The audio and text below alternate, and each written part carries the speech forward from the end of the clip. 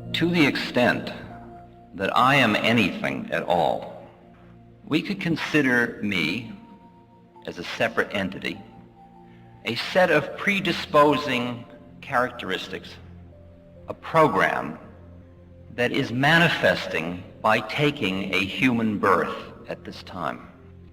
I have taken a birth into a body, and that body has with it a personality. I've taken a birth into a personality, and that personality is in a body. And I am going through a set of experiences which is called living life. And these experiences have a certain function. These experiences, if used consciously and intentionally by me, are vehicles through which I can awaken to who I am in truth. Let me take you through an example I often use, just another little metaphorical image and an analogy. Imagine, for example, that you have next to your eyes a little control switch, and you look at another human being on channel 1. And what you see when you look at the other human being is a physical body. Man, woman, old, young, fat, thin, pretty, handsome, ugly, interesting. If you're a scientist, you might call them mesomorphs, ectomorphs, and endomorphs. Okay? It's a matrix of individual differences on physical plane. It's the plane of standing on the corner watching all the girls go by. It's that reality. Now let's just say you're looking at another person and you flick your television receiver one channel. Now you look at another person and what you see is their psychology. Oh, you're a manic depressive. Oh, you're a happy person. I wish I was happy like you. People in psychotherapy live on this channel usually. They're totally preoccupied with their own depressions, elations, fears, anxieties, loneliness, hopes, etc. And that's reality. That's the real you. And the physical body is merely the carrier of that. Well, let's flip it again. Flip it again and you look at another person, and if you are so trained to be able to see on this channel, you would say, oh, I know who you are. You're a Libra.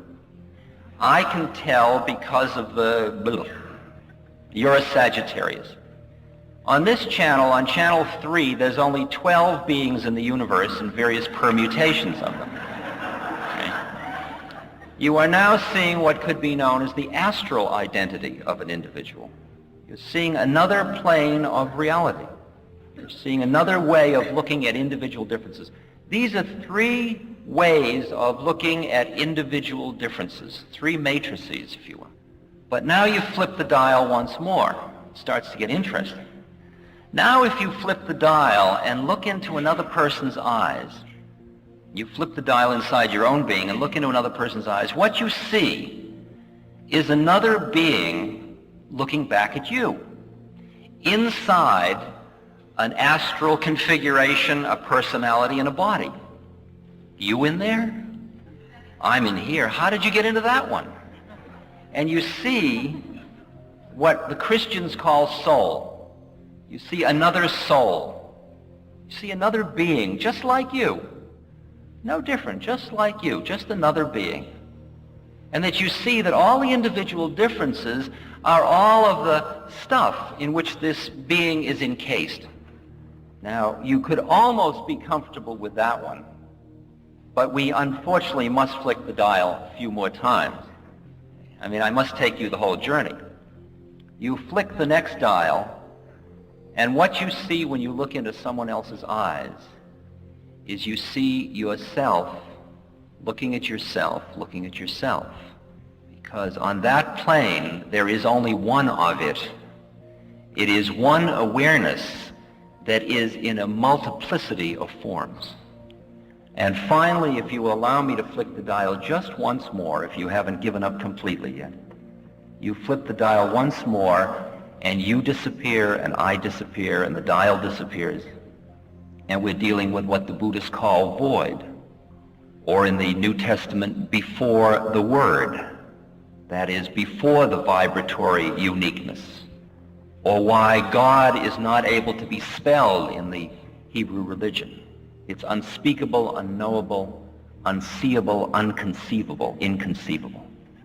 Okay, now of all of these channels on the television set, who are you? Which one do you want to settle for? You want to be middle-aged? How about that one?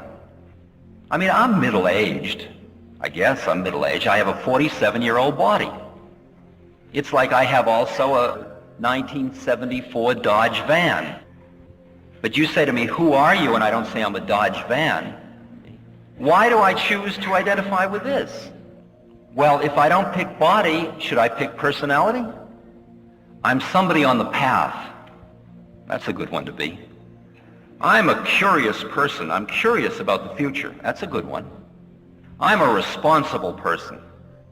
Well, I'm kind of wild. I'm lazy. I'm working on myself. These are all different psychological takes of who one is. Each plane, each turn of the dial has a different statement of your identity, and each one is getting into a more and more profound place. Now when we come back to who am I, which channel are you talking about? If we start from the top and go on down into the grosser planes, I am the void who manifests as the one, who becomes the many, who has a unique set of factors to work out through a unique astral, psychological, and physical body. That's what I'm doing on Earth. I have taken a body to do certain work. And when I finish that work, I will drop that body.